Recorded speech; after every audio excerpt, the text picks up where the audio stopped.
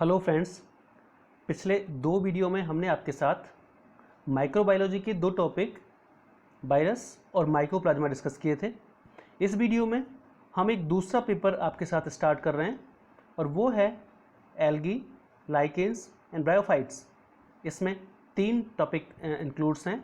यहाँ हम एल्गी का एक टॉपिक ले रहे हैं और वो टॉपिक है सेल स्ट्रक्चर इन एल्गी। इस वीडियो में हम एल्गी की जनरल स्ट्रक्चर डिस्कस करेंगे क्योंकि वो कॉमन स्ट्रक्चर होगी, और वैसे तो प्लांट टू प्लांट इस स्ट्रक्चर में कुछ अंतर हो सकते हैं, लेकिन जो इन जनरल कॉमन स्ट्रक्चर होती है एल्गी की वो किस प्रकार की होती है, सेल में कौन कौन से पार्ट्स होते हैं, उन पार्ट्स का क्या संरचना है, क्या उनके कार्य हैं, इसको हम इस वीडियो में आपके साथ ब्रीफली डिस्कस करेंगे। यहाँ मैं आपको ये बताना चाहूँगा कि ये जो स्ट्रक्चर है वो यूकैरियोटिक एल्गी सेल की हम डिस्कस करने वाले हैं। तो लेते हैं एक एक पार्ट और उनके बारे में चर्चा करते हैं आपके साथ। सबसे पहले जो सबसे ऊपरी भाग होता है सेल में वो होता है सेल वॉल। आमतौर पर जो मोस्टली एल्गीज हैं उनमें सेल वॉल सेलुलोज की बनी होती है, लेकिन सेलुलोज के अलावा इसमें हेमीसेलुलोज, म्यूसिलेज, पैक्टिन और कुछ अन्य पदार्थ भी पाए जाते हैं, जैसे alginic acid, fucoidin, fucin, calcium carbonate, silica etcetera. इस प्रकार से ये कुछ अन्य पदार्थ भी इनमें पाए जाते हैं। इसके अलावा कुछ ऐसे भी एल्गी हो सकते हैं जिनमें ट्रू सेल वॉल एब्सेंट होती है, जैसे जिम्नोडीनियम, बल्कि सेल वॉल के स्थान पर यहाँ पर एक मेम्ब्रेनस स्ट्रक्चर पाई जाती है जिसे पेलिकल कहते हैं। तो ये आउटर मोस्ट लेयर जो यूकैरियोटिक एल्गी सेल में पाई जाती है वो हुई सेल वॉल। यहाँ पर ओवरऑल डायग्राम आपको नज़र आ रहा है यूकैरियोटिक एल्गी सेल का, और डिफरेंट पार्ट्स उसके आप इस डायग्राम में देख सकते हैं। दूसरा, सेल वॉल के जस्ट नीचे जो पार्ट होता है वो होता है सेल मेम्ब्रेन। आपको पता है कि जो प्रोटोप्लाज्मिक कंटेंट होते हैं वो प्रोटोप्लास्ट कहलाते हैं, और प्रोटोप्लास्ट एक मेम्ब्रेनस स्ट्रक्चर से कवर रहता है जिसे सेल मेम्ब्रेन कहा जाता है। सेल मेम्ब्रेन मुख्य रूप से लिपिड और प्रोटीन की बनी होती है, इसीलिए इसे लाइपोप्रोटीनियस मेम्ब्रेन कहा जाता है, और ये लिपिड और प्रोटीन से बनी होती है। इसकी जो नेचर है वो फ्लूइड मोज़ेक होती है, जैसा कि कॉमन स्ट्रक्चर होती है सेल मेम्ब्रेन की, फ्लूइड मोज़ेक मॉडल आपने उसका पढ़ा है, ऐसी ही स्ट्रक्चर इसमें भी इसकी पाई जाती है। ये जो सेल मेम्ब्रेन है वो बहुत ही पतली, इलास्टिक और सेलेक्टिव परमिएबल होती है। सेलेक्टिव परमिएबिलिटी सेल मेम्ब्रेन का विशिष्ट लक्षण होता है, जिसकी वजह से ये कुछ विशेष पदार्थों को ही अंदर आने देती है और कुछ विशेष पदार्थों को ही बाहर जाने देती है। तो ये वास्तव में पदार्थों के आवागमन में सहायक होती है सेल मेम्ब्रेन। इसके बाद तीसरा जो इम्पॉर्टेंट पार्ट होता है वो है इसका न्यूक्लियस। यूकैरियोटिक जो एल्गी सेल्स होती है उनमें वेल ऑर्गेनाइज्ड न्यूक्लियस पाया जाता है। शेप में स्फेरिकल हो सकता है और एलिप्टिकल भी हो सकता है। तो कुल मिलाकर यूकैरियोटिक एल्गी सेल में वेल ऑर्गेनाइज्ड या वेल डेवलप्ड न्यूक्लियस पाया जाता है, जो कि डबल मेम्ब्रेन से कवर रहता है। इसके ऊपर दोहरी झिल्ली पाई जाती है। इसके अंदर का जो मैट्रिक्स होता है, जो द्रव्य भरा होता है जिसमें कि क्रोमेटिन जालिका पाई जाती है, उसे कैरियोलिम्फ कहते हैं। मींस न्यूक्लियस की स्ट्रक्चर यहाँ पर लगभग वैसी ही होती है जैसी एक टिपिकल यूकैरियोटिक सेल में पाई जाती है, अर्थात यहाँ पर कैरियोलिम्फ पाया जाता है और कैरियोलिम्फ में क्रोमेटिन जालिका एम्बेडेड रहता है। इसके अलावा इसके ऊपर जो अभी मैंने बताया मेम्ब्रेन होती है वो डबल लेयर होती है। इस प्रकार से जो मेन स्ट्रक्चर है न्यूक्लियस की वो एज इट होती है जैसे कि यूकैरियोटिक सेल्स में पाई जाती है। इसके अलावा जो न्यूक्लियस होता है उसमें एक या अधिक न्यूक्लियोलाई और एंडोसोम्स भी पाए जाते हैं। ये न्यूक्लियोलाई संख्या में एक हो सकते हैं और एक से अधिक भी हो सकते हैं, तो यहाँ पर इनकी संख्या अलग अलग हो सकती है। इसके अलावा इसमें क्रोमोसोम्स भी पाए जाते हैं, और ये क्रोमोसोम्स जो होते हैं वो लोकलाइज्ड अथवा डिफ्यूज्ड हो सकते हैं।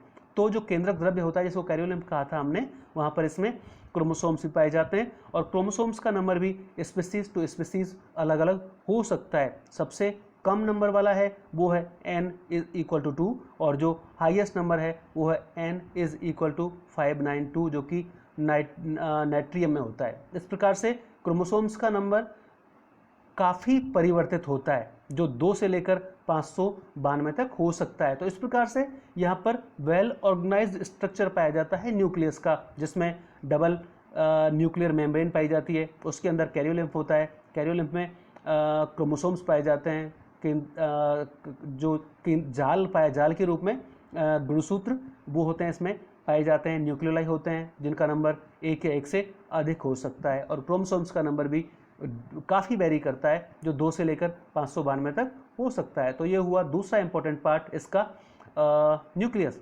इसके बाद एक और important part chloroplast.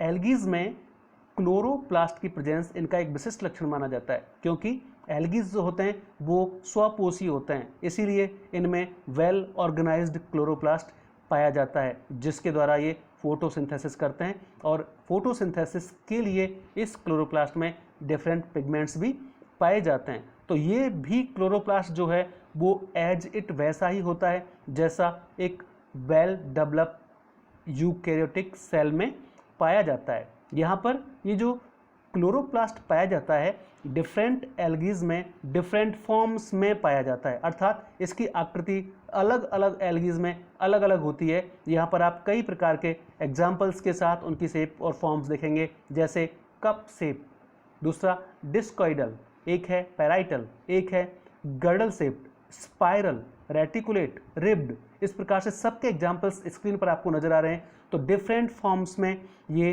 Chloroplast algal sales में पाए जाते हैं और इनकी संरचना लगभग वैसी ही होती है जैसी विकसित प्लांट्स जो होते हैं उनमें क्लोरोप्लास्ट पाया जाता है, वैसे ही इसकी संरचना होती है। ये आप स्ट्रक्चर जो देख रहे हैं वो एग्जैक्टली वही है जो विकसित क्लोरोप्लास्ट की होती है। यहाँ पर वो सब स्ट्रक्चर्स इसमें पाए जाते हैं, चाहे ग्रेना है, स्ट्रोमा है, inner membrane, thylakoids, outer membrane, सारा कुछ जो है वो वैसा ही है जैसा विकसित क्लोरोप्लास्ट में पाया जाता है। यहाँ पर 3 मेजर स्ट्रक्चरल रीजन्स इसमें देखने को मिलते हैं, जिनमें पहला है एनवलप, दूसरा है स्ट्रोमा और तीसरा इंटरनल लैमिलर मेम्ब्रेन्स, और इसमें ग्रेना, स्ट्रोमा ये सब भी पाए जाते हैं। और इसी प्रकार से यहाँ पर वो रिएक्शन संपन्न होती हैं जो क्लोरोप्लास्ट में होती हैं, चाहे वो लाइट रिएक्शन है या डार्क रिएक्शन है, और इनके द्वारा ये प्रकाश संश्लेषण का कार्य परफॉर्म करते हैं। तो इस प्रकार से एल्गीज में विकसित पादपों की तरह क्लोरोप्लास्ट वेल ऑर्गेनाइज्ड पाया जाता है और वही फंक्शन परफॉर्म करता है जो वहाँ करता है। इसके लिए यहाँ पर इसमें डिफरेंट पिगमेंट्स भी पाए जाते हैं, वो पिगमेंट्स जो इसमें फोटोसिंथेसिस में आवश्यक होते हैं। ये पिगमेंट्स वैसे ही हैं जैसे डेवलप प्लांट सेल्स में पाए जाते हैं। इसमें भी ये दोनों प्रकार के पिगमेंट, एक मेजर पिगमेंट और दूसरे एसेसरी पिगमेंट्स। मेजर पिगमेंट्स के रूप में क्लोरोफिल पाया जाता है और यहाँ पर क्लोरोफिल के 5 प्रकार आपको डिफरेंट एल्गीज में मिलते हैं। Chlorophyll A, B, C, D और ई, ये 5 की 5 क्लोरोफिल की फॉर्म्स यहाँ पर पाई जाती हैं। इसके अलावा जो एसेसरी पिगमेंट्स हैं वो 2 प्रकार के हैं, कैरोटेनॉइड्स और फाइकोबिलेंस। ये एज सच डायरेक्ट फोटोसिंथेसिस नहीं करते, लेकिन ये लाइट को एब्जॉर्ब करते हैं और ट्रांसफर कर देते हैं क्लोरोफिल को, और वहाँ पर फिर वो फोटोसिंथेसिस में परफॉर्म की जाती है। इस प्रकार से दूसरा जो ग्रुप है वो है कैरोटेनॉइड्स। ये येलो या ब्राउन येलो और ऑरेंज कलर के पिगमेंट्स होते हैं। इनकी भी 2 कैटेगरीज हैं, एक है कैरोटीन्स और दूसरा है जैंथोफिल्स। इसी प्रकार से एक तीसरा ग्रुप है पिगमेंट्स का, वो है फाइकोबिलेंस। यहाँ पर भी 2 प्रकार के होते हैं, एक फाइकोइरिथ्रिन और दूसरा फाइकोसाइनिन। ये डिफरेंट कलर्स के होते हैं और ये फोटोसिंथेसिस में हेल्प करते हैं, ये इसीलिए इनको एसेसरी पिगमेंट्स कहा जाता है। तो कुल मिलाकर एल्गी सेल में एक वेल डेवलप क्लोरोप्लास्ट पाया जाता है जो फोटोसिंथेसिस का कार्य करता है। इसके अलावा एक और प्रमुख संरचना जो एल्गी सेल की प्रमुख विशेषता मानी जाती है वो है पायरिनॉइड्स। ये पायरिनॉइड्स बेसिकली एक प्रोटीनियस बॉडी होती है, प्रोटीन से बनी एक स्ट्रक्चर होती है जो कि क्लोरोप्लास्ट या क्रोमेटोफोर्स में पाई जाती है। क्लोरोप्लास्ट और क्रोमेटोफोर कहते हैं इसको प्रोकैरियोट्स में, वहाँ पर इसको क्रोमेटोफोर कहते हैं, और जो यूकैरियोटिक में हमें अभी पढ़ रहे हैं वहाँ पर क्लोरोप्लास्ट कहते हैं। तो इसमें पाई जाने वाली एक प्रोटीनियस बॉडी होती है जिसे पायरिनॉइड कहा जाता है। They are usually associated with the synthesis and storage of starch. ये जो पायरिनॉइड्स होते हैं वो बेसिकली सिंथेसिस और स्टोरेज किसका, स्टार्च का करते हैं। स्टार्च के सिंथेसिस और स्टोरेज में ये हेल्प करते हैं। इनका नंबर भी वेरी करता है, ये एक भी हो सकते हैं और एक से अधिक भी पाए जा सकते हैं एक क्लोरोप्लास्ट में। तो एक और इम्पॉर्टेंट ऑर्गन हुआ पायरिनॉइड्स, जो कि एक प्रोटीन से बनी संरचना होती है तथा क्लोरोप्लास्ट या क्रोमेटोफोर से संबद्ध होती है और स्टार्च के संग्रह और संश्लेषण दोनों में मदद करती है। एक और विशिष्ट संरचना जिसे आई स्पॉट या स्टिग्मा कहते हैं, ये वास्तव में जो एल्गी सेल होती है या तो उसके अग्रभाग पर या मध्य भाग में या पश्च भाग में, तीनों में एंटीरियर, मिडिल पार्ट या पोस्टीरियर कहीं पर भी एक पिगमेंटेड स्पॉट पाया जाता है जिसे आई स्पॉट या स्टिग्मा कहा जाता है। और ये डायरेक्टली और इनडायरेक्टली लाइट परसेप्शन से संबंधित होता है, अर्थात प्रकाश के प्रति जो संवेदी होते हैं एल्गी, उसमें यही ऑर्गन मुख्य रूप से कार्यरत होता है, क्योंकि प्रकाश का जो लाइट का परसेप्शन है वो इसी के द्वारा किया जाता है, इसी के द्वारा लाइट के प्रति अनुक्रिया एल्गी सेल दर्शाती है। तो एक ये इंपॉर्टेंट ऑर्गन और जो आपने देखा वो है आई स्पॉट या स्टिग्मा। इसके बाद एक और संरचना जो यूकेरियोटिक एल्गी सेल में पाई जाती है वो है वैक्यूल्स। वैक्यूल्स जैसे जनरल यूकेरियोटिक सेल्स हैं उनमें पाई जाती हैं, वैसे ही इसमें भी पाई जाती है। आमतौर पर कुछ एक वर्ग को छोड़ के अधिकांश एल्गी सेल्स में वैक्यूल्स पाई जाती हैं। वैक्यूल्स जो होती हैं वो एक मेम्ब्रेन से कवर रहती हैं जिसे टोनोप्लास्ट कहते हैं, और वैक्यूल्स के अंदर जो फ्लूइड भरा रहता है उसे सेल सैक कहते हैं। एल्गीज में बेसिकली 3 प्रकार की वैक्यूल्स पाई जाती हैं, जिनमें पहली है सिंपल वैक्यूल। ये जो सिंपल वैक्यूल होती हैं इनका साइज बहुत छोटा होता है और ये पीरियोडिकली यानी लगातार संकुचित और प्रसारित होती रहती हैं, सिकुड़ती और फूलती, जिस अर्थात कॉन्ट्रैक्शन और एक्सपेंशन इनमें होता रहता है, इसीलिए इनको कॉन्ट्रैक्टाइल वैक्यूल्स कहा जाता है। और इनका कार्य है बेसिकली जो सेल में मेटाबॉलिक वेस्ट होता है उसको बाहर निकालना, सेल से मेटाबॉलिक वेस्ट को बाहर निकालने का कार्य इनके द्वारा किया जाता है। इसके अलावा जो एक्सेस वाटर होता है सेल में, जो अतिरिक्त पानी की मात्रा होती है उसको भी बाहर निकालने का कार्य इनके द्वारा किया जाता है, इसीलिए कहा जाता है कि ये फंक्शन में सीक्रेटरी भी होती हैं। तो पहली जो वैक्यूल्स हुई वो हैं सिंपल वैक्यूल्स, जिन्हें कॉन्ट्रैक्टाइल वैक्यूल्स भी कहा जाता है, और ये मेटाबॉलिक वेस्ट को बाहर निकालने का कार्य करती हैं।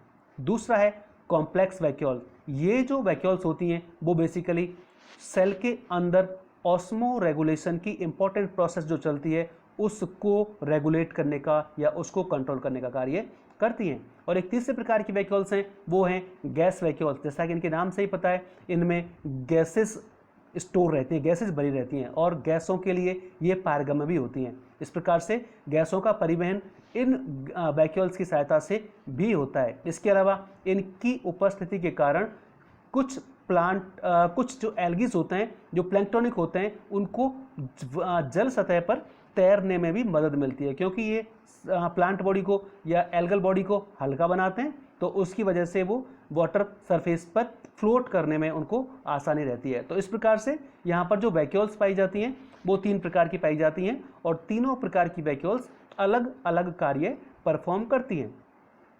अगला और ऑलमोस्ट लास्ट जो संरचना है यूकेरियोटिक एल्गी सेल में पाई जाने वाली वो है फ्लैजिला।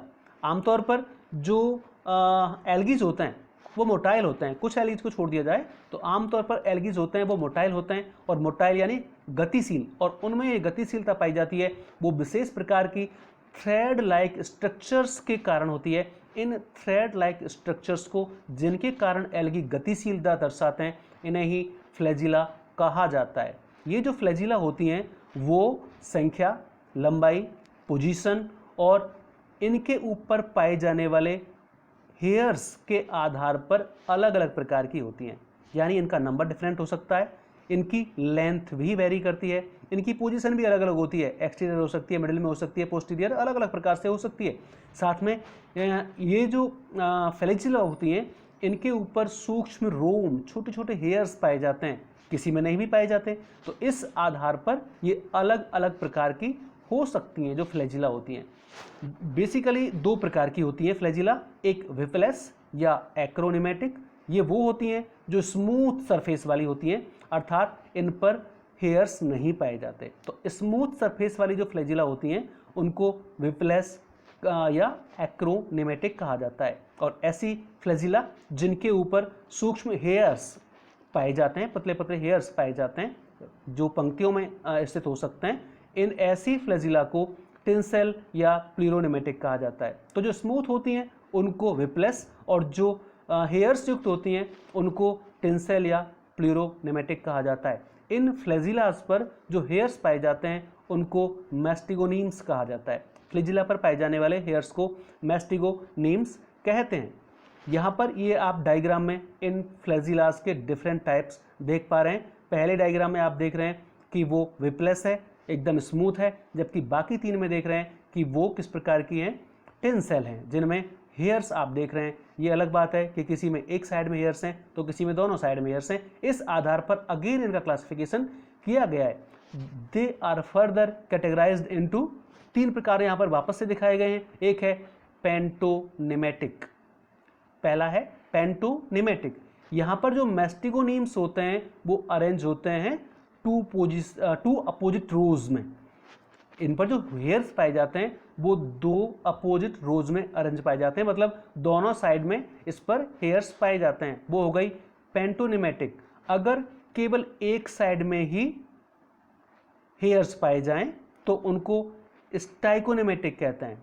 और एक जो बी वाला पार्ट मैंने अभी बोला नहीं है वो है पेंटो एक्रोनिमेटिक। यहाँ पर flagellum with a terminal fibril, इसमें एक फ्लैजिलम होता है जिस पर केवल टर्मिनल फाइब्रिल यहाँ पर आपको नजर आएगा। तो ये तीन प्रकार यहाँ पर आपने देखे, पेंटोनिमेटिक, पेंटो एक्रोनिमेटिक और एक स्टाइकोनिमेटिक। इसके अलावा भी दो और प्रकार आप यहाँ पर देख रहे हैं, आइसोकॉन्ट और हेट्रोकॉन्ट। आइसोकॉन्ट क्या होता है और हेट्रोकॉन्ट क्या होता है, ये आप इसकी डेफिनेशन लास्ट में स्क्रीन पर नजर आ रही है आपको। If the number of flagella per cell is more than one and identical is known as isokont. यदि फ्लैजिला का नंबर एक से अधिक हो और वो फ्लैजिला एक जैसी हो, एक समान हो, तो उनको आइसोकॉन्ट कहते हैं। और यदि असमान हो, दोनों फ्लैजिला असमान हो, तो उनको हेट्रोकॉन्ट कहते हैं। तो इस आधार पर भी दो प्रकारों में बांटा आपने यहाँ पर, आइसोकॉन्ट और हेट्रोकॉन्ट। यदि एक जैसी है दोनों फ्लैजिला आइसोकॉन्ट, यदि डिफरेंट टाइप की है तो वो हेट्रोकॉन्ट। इस प्रकार से यहाँ पर हमने ये देखा है फ्लैजिला का क्लासिफिकेशन, इसको किस प्रकार से हम कैटेगराइज्ड कर सकते हैं। लेकिन यदि फ्लैजिला की स्ट्रक्चर आप स्टडी करना चाहें तो यहाँ इसकी स्ट्रक्चर में भी आपको लगभग तीन भाग स्पष्ट नजर आते हैं। और ये तीन भाग कौन कौन से होते हैं, इसमें पहले आप ये डायग्राम में देख सकते हैं कि किस किस प्रकार से फ्लैजिला की उत्पत्ति होती है, कहाँ कहाँ से हो सकती है, प्रेजेंस, पोजीशन, ये आप देख रहे हैं सारा इस डायग्राम में। इसके बाद हम बात करेंगे इसकी स्ट्रक्चर की। जो फ्लैजिला का स्ट्रक्चर है वो किस प्रकार का होता है। तो बेसिकली स्ट्रक्चर के हिसाब से इसके तीन भाग होते हैं। इसके तीनों भाग आपको सामने नजर आ रहे हैं स्क्रीन पर। पहला है बेसल बॉडी, एक है एक्सोनीम और लास्ट वाला है आईपीस। तो commonly there is a single granule at the base of each flagellum. Flagella का जो आधारीय भाग होता है जो कि एम्बेडेड होता है, प्राय जो नजर नहीं आता, उसको बेसल बॉडी या ब्लेफेरोप्लास्ट कहा जाता है। Each flagellum has a central और एक्सियल थिन फिलामेंट जिसको एक्सोनिम कहते हैं। प्रत्येक फ्लैजिला में एक केंद्रीय तंतु होता है जिसको एक्सोनिम कहा जाता है। Exonym is surrounded by A cytoplasmic membrane और सीथ। ये जो एक्सोनिम होता है उसके ऊपर कोशिका द्रव्य की पतली परत पाई जाती है। ये भी लगभग अंडरग्राउंड भाग होता है, इसका कुछ भाग ही बाहर आपको नजर आएगा एल्गल सेल से। और जो लास्ट वाला भाग है the apical naked portion of axoneme is called end piece, ये आपको बाहर नजर आता है। तो एल्गल सेल के बाहर जो पतला धागेनुमा भाग नजर आता है, जो हिलता डुलता सा नजर आता है, जिसकी सहायता से मूवमेंट करते हैं, वो उसका एंड पीस होता है। और वास्तव में ये एक्सोनीमा का ही वो भाग है जो नेक्ड होता है, अर्थात जिस पर प्रोटोप्लाज्मिक सीथ नहीं पाई जाती। और ये फ्लैजिला ही एल्गल सेल में मूवमेंट का बेसिक सोर्स होते हैं, जिनमें फ्लैजिला पाई जाती है वो गतिशील हो पाते हैं, और जिनमें फ्लैजिला नहीं पाई जाती वो अगतिशील ही रहते हैं। तो इस प्रकार से हमने यहाँ डिफरेंट पार्ट आपके साथ डिस्कस किए यूकैरियोटिक एल्गी सेल के। यहाँ जितने भी पार्ट देखे हैं वो एक टिपिकल एल्गी सेल में हमने आपके साथ डिस्कस किए हैं। जब आप अलग अलग डिफरेंट एल्गीज की स्टडी करेंगे तो उनमें इन पार्ट्स में कुछ आपको डिफरेंस देखने को मिल सकता है। वहाँ पर सिर्फ आपको ये देखना है कि उस पर्टिकुलर प्लांट में क्या स्पेशलिटी है इस कॉमन स्ट्रक्चर के साथ। तो इससे आपको बाकी प्लांट्स को समझने में बहुत आसानी होगी अगर आप एक कॉमन स्ट्रक्चर समझ लेते हैं। तो मैंने आपको ये पूरी कोशिश की है कि ये पार्ट्स आपको ठीक से समझ आएँ। डायग्राम्स आप देखें, इस वीडियो को एक बार वापस से देखेंगे तो ये पार्ट्स आपको समझ में आएंगे और फिर आप आसानी से आगे डिफरेंट एल्गीज की स्टडी कर पाएंगे। Thank you.